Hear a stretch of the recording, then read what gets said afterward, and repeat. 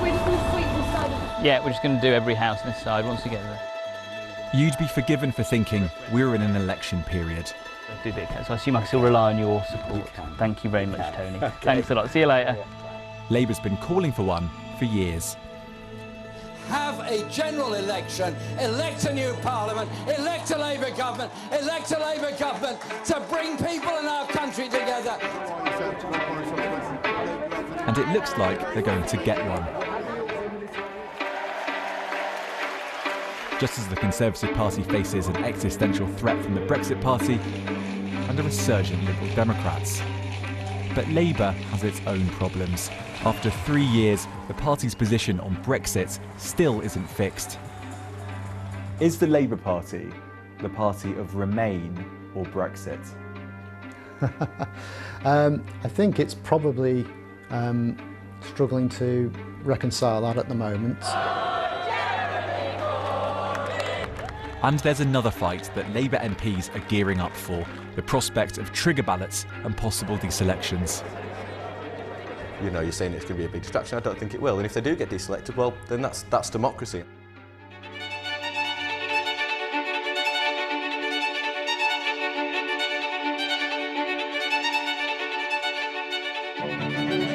Leeds voted marginally to Remain 3 years ago. On my coat? No, not on this coat. Not on this coat. In the northwest of the city, I caught up with Labour MP Alex Sobel. He's fighting the Liberal Democrats here. A fierce Remainer, he voted to revoke Article 50. The first door he knocks on, he's confronted by a familiar criticism. But if there's a general election this autumn, which is highly likely, we don't know whether the Labour manifesto will be supporting Remain or whether it will be supporting Leave. The Labour Party's position on Brexit has been on manoeuvres. And I'm very proud to present our manifesto for the many, not the few. Thank you very much. In 2017, the Labour Party's policy was to accept the result of a referendum. In fact, a second referendum on Brexit isn't mentioned once in the party's manifesto. But Labour's position, announced last month, is to have a second referendum on both Theresa May's deal and a no-deal Brexit. I've been listening. What they would do in office, well, that's less clear. Alex Sobel thinks the issue is now settled. Is Labour a party of Remain? I would say so. I'd say if Labour's position is, if there's a referendum tomorrow, if there's a public vote tomorrow, we will campaign to stay in the EU, that makes us a party of Remain. Jeremy Corbyn has said that he accepts the 2016 results. He said that many times. So how would Labour a party of Remain?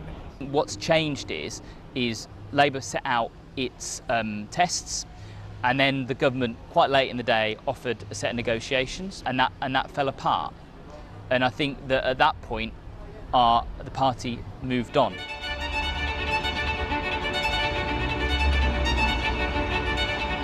Ellesmere Port voted decisively to leave the EU. The Labour MP here resigned his frontbench position to vote against the second referendum.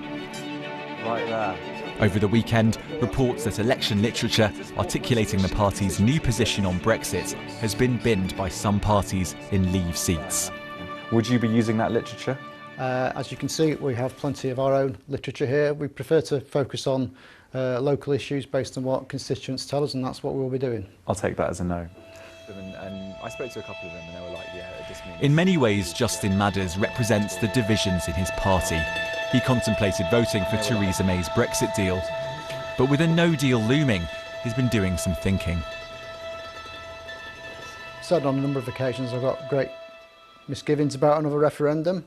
I think that it doesn't necessarily solve any of the issues that have arisen from the first referendum, and I am clear though that if the only way to avoid a no-deal Brexit is to go for another referendum, then I will support it, because I'm persuaded of the immense damage that would do. In fact, what's clear talking to both Justin Madders and Alex Sobel on different wings of the party when it comes to Brexit is that no deal unites them. In an election that was framed around no deal or stopping a no deal, Labour's position becomes far more coherent. Around the corner though, Labour's next row is already brewing.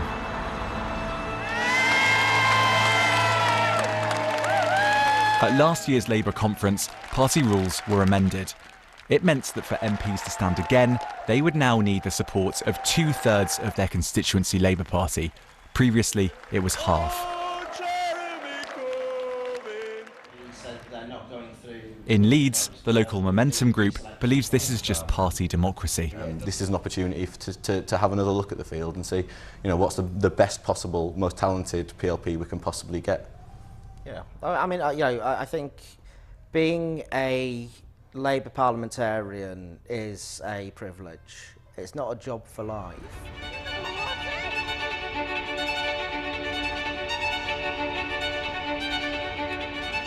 There are those in the party, though, who believe these rule changes have a more sinister purpose: to purge MPs critical of Jeremy Corbyn.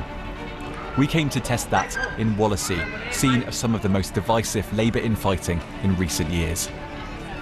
The local party here was suspended after accusations of bullying against the sitting MP, Angela Eagle, something the local party denies. It's led to speculation that Angela Eagle, an MP who took on Jeremy Corbyn for leader of the party, might be vulnerable. Very nice to meet you. Hi. I caught up with some of her constituency party members.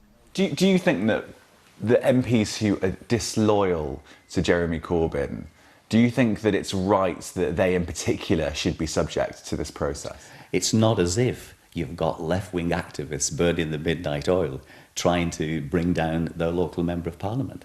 This is about open access, a greater opportunity for ordinary people to have their say and to be listened to. That's what the Labour Party stands for. We are meant to be, and we are, open and democratic and transparent. So this isn't about revenge then? I asked Angela Eagle whether she was worried.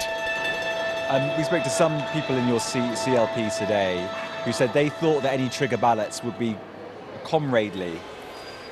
Well, I certainly hope so. Considering the history in this seat, in your CLP, do you think that could happen? Look, I'm not going to anticipate problems one way or the other. I think that I'm the first ever Labour MP for Wallasey. I've worked very, very hard and I'm very popular here.